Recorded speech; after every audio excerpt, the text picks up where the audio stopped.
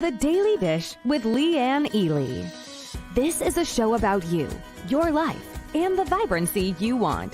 Join us for daily motivation, wise women's tips, and more as we collectively gather together and move the needle in our lives, heart, mind, body, and soul. Now, here is your host, Leanne Ely, and The Daily Dish.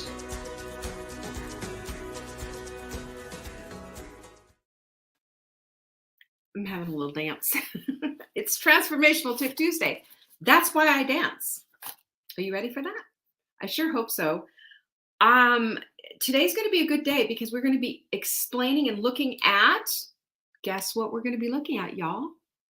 A new word that we get to redefine on our terms. Who's with me? Pinkies up if you are a pinky up type of a gal. I sure hope so. Guess who's in the house? Well, first of all, you know Amber's here, you know Jenny's here, and you know Lindsay is here, the dream team, in person, up front, and personal. Guess who else is here? Oh my goodness, look at everybody. We've got Catherine and Nancy and Jocelyn. Kathy's in the house. Jackie's in the house. Yes, ma'am. Diane. So good to have you here. It's going to be a party. And speaking of parties, do you know? Yes, you do. Hey, Martha. You know about Thursday and Friday, right? Have you signed up? And I'm going to just give you one little nugget here. If you go to savingdinner.com/casino, that's going to help you to reserve your seat. You got to do it. You got to do it. That's just how that works. Hello, Gracie, Flynn, and Jane. You got to be there. It is this week, y'all. It's this week. Tomorrow's our last show before we go off into Casino Land. Yes, it's Casino Royale. Have you got your outfit? I'm waiting for mine with breath, my bated breath, to come on in. Hey, Jama, you know you want to wear your outfits because in the evening times, we just let it all go. We let it all go. We dress up. We have a good time. We play music, and we're going to spin that wheel. Wait till you see the wheel. I can't wait to see the wheel. It's supposed to be here by 10 p.m. tonight. I'm telling you what, get it on. You loved the Soulful Saturday replay. Thank you, Flynn. I'm so glad. I'm so glad it served you. I am. It was our last Saturday too. So anyway, Deborah is in the house. She's Hot Melt 30. Speaking of Hot Melt 30, just FYI, because today is March 1st. On April 1st, we are starting the Hot Melt 30. April goes from April 1st to the 30th. It's a perfect time to do Hot Melt 30. I'll explain all of that later. All you need to know right now is about casino. The reason I'm telling you this is because, one, we never do deals like we do with casino, ever. We might do an occasional little funsy for our people who are doing text messages. I'll explain that in a sec. But the casino, this is the stock up time. This is the time to go berserk. You know, we've had people spend a boatload of money. And I say smart because they're stocked for the year. Smart. So casino is the only place to do this. And you will find it at savingdinner.com/casino. Get your seats for the evening ones and the afternoon ones and what have you. That'll all come together. Hey, Alice. Julie's in the house. Corliss is in the house. So glad you're all here. So I want you to know about that. I also want you to know about our text messaging. Speaking of which, when we don't have text messages going on, or when we don't have a casino or gala or some fun thing happening, we do it like once, twice a year kind of a thing, 3 times. I don't know. We've done it a few times. You got to get on the text message thing. That's because those are deals. Plus it's fun. We had a dancing chili pepper last weekend. I wouldn't lie about that. Hi, Lisa. Lucy's in the house too. This is where we give special consideration to our text message group. So be a part of it. Go get your phone, put up your text messaging app, and put this phone number in where you'd normally put somebody's name. 855-960-3720. And then in the message part, put the word join all in caps. Got that? Hey, Terry, I'm glad you're here. And when you do this, it'll send a message to our provider. The provider will send you a message back. You want to do this? Y or N? or yes or no, one of the two. Just reply back, and then you will be added to the list. You will get the notification, and you will get the screaming deal. Okay, is that a deal? You know it is. There you go. How is everybody doing, by the way? We are in the midst, almost to the end, I would say. Well, maybe not, kind of the last week anyway, of the Get Strong, Be Strong challenge. Who is enjoying that? Who is enjoying that? I did my upper arms today, and I'm just feeling, I don't know, I think those bicep is growing. I'm going to say that. Feeling strong. How about you? Feeling strong is just quite an exhilarating feeling. I want to be addicted to that and not some stupid carbohydrate. I don't know about you, but that's what I want in my life. Hey, Kimberline, I'm glad you're here. And look at Nancy. She's holding up her flexed muscle. What about you? Jeanette's in the house. Show me your flex. Show me what you got. Bring on your guns, girls. Yeah, strong women. That's what we do here. We cultivate and nurture strong women. Your voice, your biceps, your mind. Right on. Should we change our little thing? Should we change it? Look what Deborah said. She said she's feeling stronger, however slow. Kimberline said she's got BB guns. I love it. Jeanette's doing it. She's all over it. So's Jocelyn. Yeah. You know, it's funny. When you feel strong physically, you feel strong mentally, and you feel strong within. Just this, you have this like power that's within. That's what we want to cultivate. Check this out. The moment one definitely commits oneself, then providence moves. That's like saying, God, you know, you thread the needle, God sews it all up, doesn't he? I just think it's one of the most magnificent things in the world. You know, when we get on top of our goals and we are all about it, and we have our reticular activating system working, we have everything going, don't you think God is delighted? We're his creation. We're his creation. I think it's just absolutely magical. Magical. Let's do that. All right, I think I've told you everything. So this week we are talking about redefining words. Now, yesterday, who was here yesterday for yesterday's thing? Because yesterday was, it was like a mind-blowing thing. It took me, I'm going to say, a few weeks to kind of unpack. I was having this brain twist. Have you ever had that? Where you're just kind of like going, oh, I just can't quite figure this out. Why am I doing this when I want to do that? Why is this happening? Blah, blah, blah, blah, blah, blah, blah. And here's the thing that I noticed was redefining what a word has always meant to you is one of the ways that we liberate ourselves from all those old constraints, all those old belief systems, that old crap that's just essentially held us back. And when we redefine our words, we get to do it on our terms and not someone else's, right?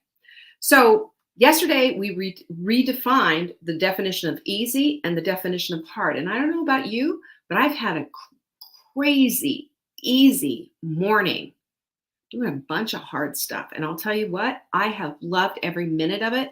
I've reveled in it, and I've enforced it into my journal.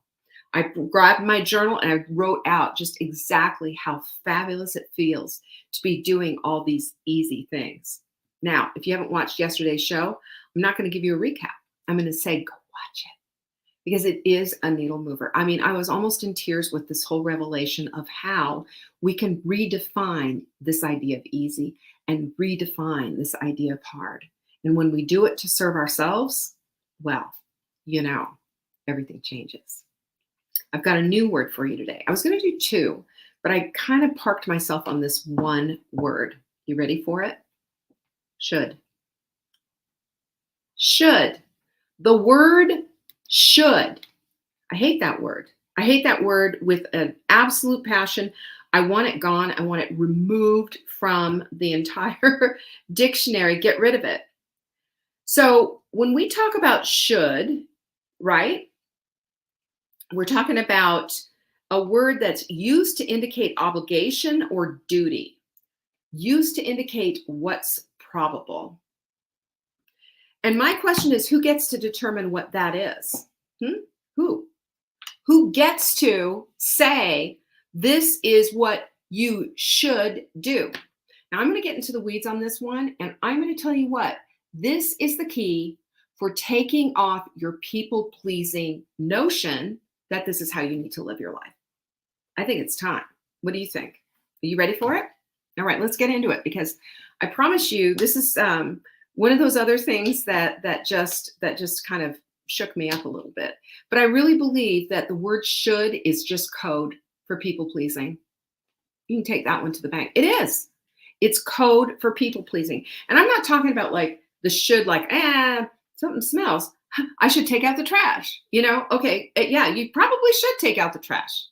There's no judgment there. There's no condemnation. There's no people pleasing there. It's just, we have to take out the damn trash. It stinks. Let's take out the trash. But I'm talking about sometimes the well-meaning people, and I'm talking about sometimes the other people who just think that they know everything. You know those people who say, you should, and then fill in that blank with whatever it is that they're deciding to put on your plate that you did not ask for, right? How about that? So I have shared this story, but I'm going to put it in the context of the word should. And I think it's really important because it's an imperative needle mover for all of us. And it's also my little story of how I got to this place that I think is a really good illustration. And this is about 21 years ago. 21 years ago, probably around the same time. Wouldn't it be funny if it was 21 years ago to the day? Well, 21 years ago, as you know, I started Menu Mailer back in the day. That was in January of 2001. We'd kind of just soft launched it, I would say, in the 2000s, but everything was like ready to go and what have you in 2001. And later on, of course, we changed the name to Saving Dinner, and there's a whole story behind that. It was a testimonial that came in, and it, forever changed everything, because then it changed the name of the book. It changed everything. So, but there was a time where I was struggling with a number of things. Everything was wrong in my life. At the time, I was a freelance writer. At the time, I was homeschooling my children on this itsy bitsy, what they would call a mini farm right now. At the time, we had the finances in that household was just as scary as all get out. Not enough, right? Even though I look back and I remember the mortgage was like $600 a month, something silly and small compared to the way things are nowadays. But, back then we just had nothing. We had a well that was 35 feet deep. And, the thing was, sometimes we had to share water in the tub. That's how bad it was. That's how terrible this place was. And with no money, you don't go digging wells, right? So I also had a child who at that time, 21 years ago, was about 8 or 9 years old and couldn't read. He was struggling like all get out. He was having a whole bunch of trouble. I wanted to get him in school. My husband was like, no, that's not going to happen. Not under my watch, and what I say goes. Yeah, all this garbage. So I felt just super helpless, no resources, no nothing. I turned to my pastor and I said, I need help. What am I going to do here? And things had just started to move a little bit with my business, just a tiny, tiny bit. Things were starting to happen. I was starting to feel a little bit good for a change on what I was doing, backing away a little bit from the exhaustion of doing all of those freelance assignments, because I think I told you, I used to have like a list of freelance assignments that I would do. And I would stay up till 1, 2 o'clock, even 3 o'clock in the morning. This is back in the day, and just crank this stuff out so that I could earn money for the family. So this pastor looks at me and I tell him exactly what's going on. I tell him what my woes are and all this stuff. And he turned at me. He actually pointed his finger at me. You should drop this business idea at once. Become an accountant with H&R Block. That's what my wife is doing, and it's really helping our financial situation. And he said, and furthermore, get real. This is never going to work, your idea here. No one's going to pay you for that. I said, well, they are. Dismiss, dismiss, dismiss. How many here, pinkies up, hate to be dismissed. Anyone? What does it do inside of you? Well, it can do several things. One, it can turn you can turn on yourself and say, oh, they're right. I'm just going to pick up my little, bag and walk away and hide under this little rock.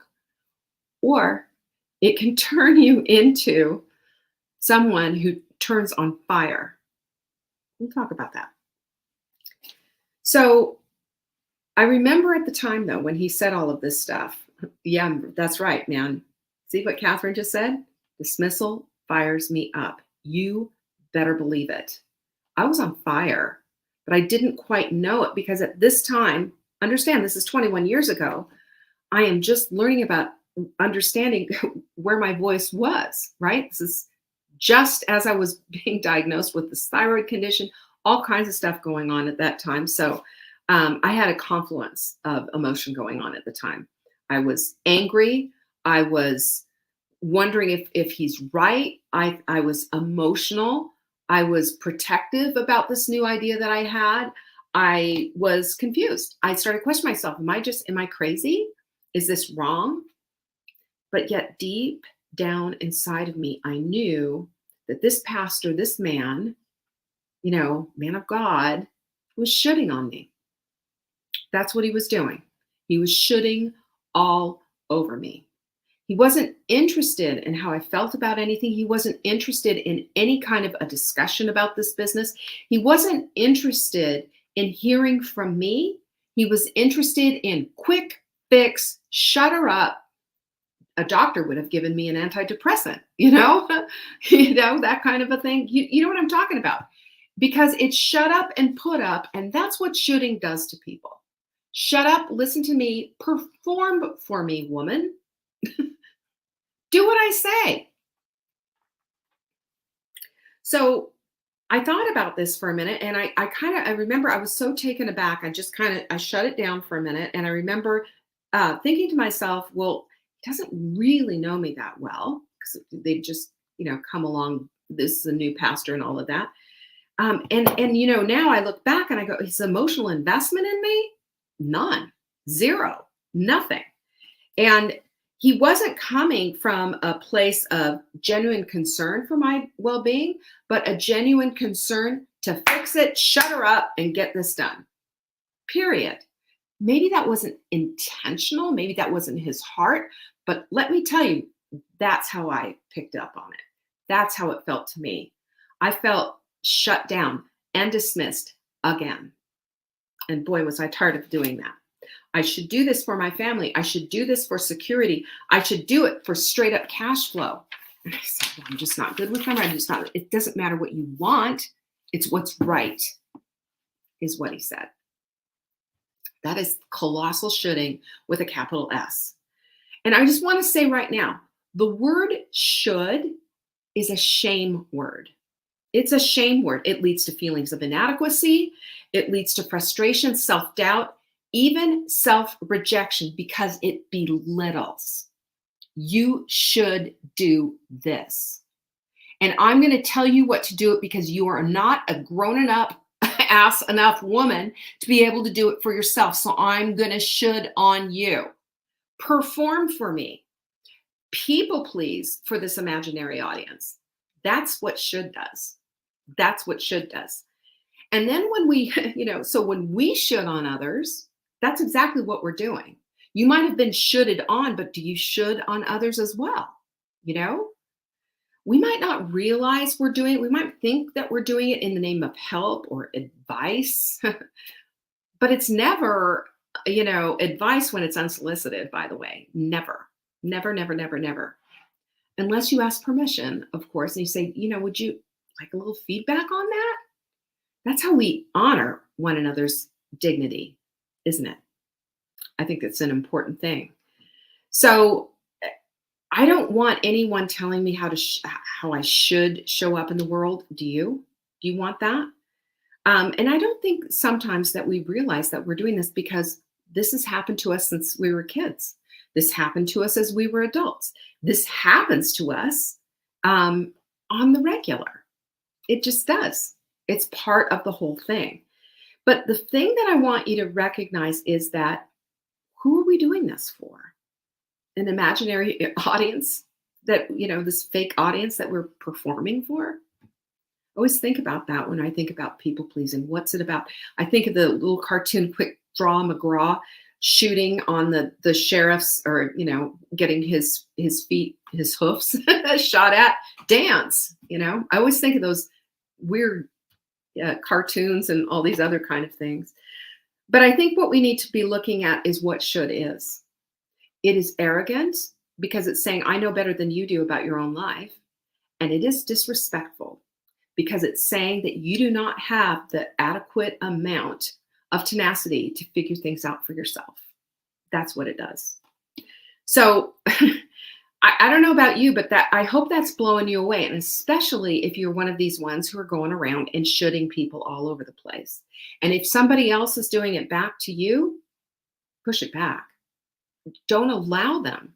And even a rebuttal might be, I didn't give you permission to give me advice and interject yourself into my life with a smile on your face.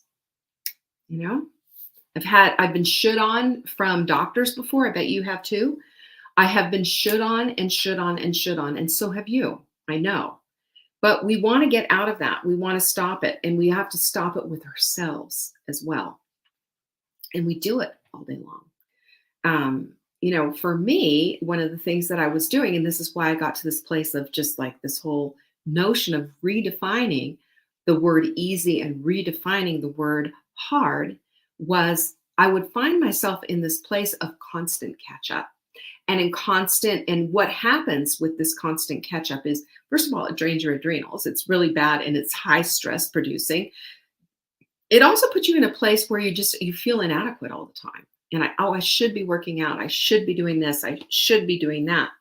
But when we're doing this, we're running a soundtrack in the back of our minds that says, you're inadequate. You can't do this. You're not doing it right. Why aren't you doing this? You can't do that. You've got to get on this. What is that doing? What is that doing in the long run? In the long run, it's just there's a constant thumb on your head and on your head, on your head. It keeps you emotionally exhausted. It keeps you feeling less than. That's what shoulding does. We should on others, others should on you, and then we should on ourselves. And when we do that, we find ourselves in this continual loop of negativity on autoplay, just constantly right here in your ear. In your ear. No, that messes with us. It totally messes with us. It's a brain twister. It puts us on emotional overload. It leads to emotional exhaustion, mental fatigue, anguish, right? And it's a pattern of saying you're not enough is what it is. You should be doing something else. You should be doing something else. So I think there's two things that we need to do. First of all, we're not going to get rid of the word should, right? Maybe what we need to do, though, is thinking of realigning with the way we use the word should, and we don't bring out should to other people. Can we just agree to that? Right?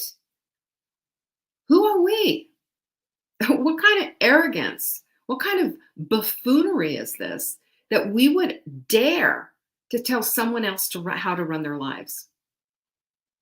That includes our grown children, by the way. Sorry. Had to say it. It's true. So there's two important focuses, I think, that we need to bring into this whole word should, and so that we can dump should, mostly anyway, from our vocabulary. And the first one is we need to be more benefit centric. That is, so let's use the example of working out. I should work out. That's a big, I should be working out. Oh, I'll say, I was saying this to Mark even last, I should be working out. I've got all this stuff to do. And I've got this, and I've got this phone call. I've got to get on the phone. I have to research this. I've got this webinar that I'm working on. Blah, blah, blah, blah, blah, blah, blah, blah. All the voices, all the voices. So what I did was, it opens the door to butt, by the way, as well. So I should be working out, but I'm not smart enough to be able to figure this out. I'm not smart enough, or I'm not good enough to be able to work this into my calendar. I'm not, strong enough to be able to follow through on this, right? So instead, what I've been doing is looking at the benefits, because I have never in my life ever regretted any workout except CrossFit that one time, because I think CrossFit, for me anyway, it was just too much. but I've never regretted it, not one time. So I love how good I feel after I work out. I love it. I am hooked on that dopamine, that serotonin. I am hooked on all of that stuff. I'm hooked on the energy level for the rest of the day. It makes sense for me to do this. It makes sense for me to be benefit centric and figure out where it fits in my schedule, even if it means on some days I've got to move it around. Because, are you ready for this? I had a thing where we had some people coming over to do some work at our house. And I was like, well, what am I going to do? They're going to be here at 9 o'clock. That's my workout time. How's this all going to work out? I could have moved it and say, okay, well, for today, it's going to be at 2:30 instead of the normal time. But this is just how our brains work. This is how we get just kind of thrown into these slots, and how, we have to expand the way we think and look at the options and the opportunities in the ways to figure out, well, if I'm going to get this benefit, when am I going to fit it in? That's it. And that's what I did. So I'm just letting you know. It's also, number 2 is value centric, right? So instead of you should, start with the value first. So back to working out, I'm getting stronger every single day. Look at the benefit there. Look at the value there. That is a value that I hold very dear. Being fit and being strong is incredibly important to me as a 63-year-old woman, because that's going to mean that as an 83-year-old woman, I'll be able to carry that with me. Starting at 83 would be really difficult. Starting now, really smart. So I keep looking at that and then just say, you know what? I just want to keep going. I just want to keep this up. It's a great value to have, and it's a good and important value to have, not just for my body, but for my heart, mind, body, and soul. That's it. So let's remember this important distinction, though, about the word should. When we do something that we think we should do, it's often rooted in other people's expectations, right? Right? So this is their idea. It's not yours. I just want to point that out right now. Had I just said, okay, H&R Block, here I come, that was their idea for my life. Look what's happened in 21 years. Look how everything has just changed and shifted, not just in my life, but I get to touch other people's lives as well. I get to bring people into my little ripple effect circle here. And then you get to do the same, and you get to do the same, and we all get to do the same, and you get a car, and you get a car. I've always wanted to Oprah that, but you know what I'm saying, right? This is how this whole thing works. Because if it were your idea, get this is important. You would say, I want to do X, not I should do this. Do you see the difference? I want is so much different than I should. Should is for someone else. Want is for you. Oh my gosh, how important is that? Can we drive that one home? So let me just say this as we kind of wrap this up a little bit. When the pastor that told me what I should do, and I told him what I wanted to do, I told him what I was going to do. And at that moment, at 21 years, when I felt the anger brewing and I decided not to snap and bite the head off of this pastor of my church, I found my voice, ladies. I found my voice. I stood up for myself for the first time in a very, very long time. And I said to him this, I know what you think I should do, but this is what I'm going to do, because I really feel that God's leading me on this one. But thanks for your input. And that's how it was. I think I made the right call. What about you? Where are you on this whole thing? Are people shooting on you? Are you shooting on other people? Are you shooting on yourself?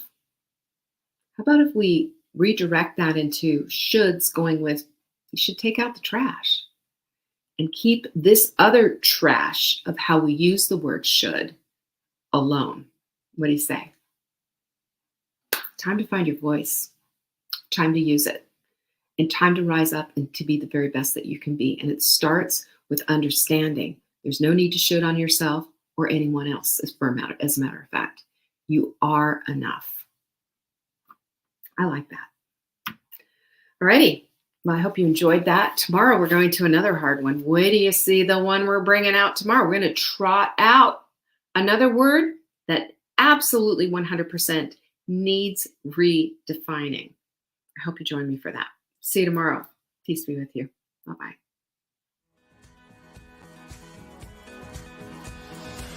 Thanks for watching. Check back for new episodes. If you missed the live show, you can always watch the replay.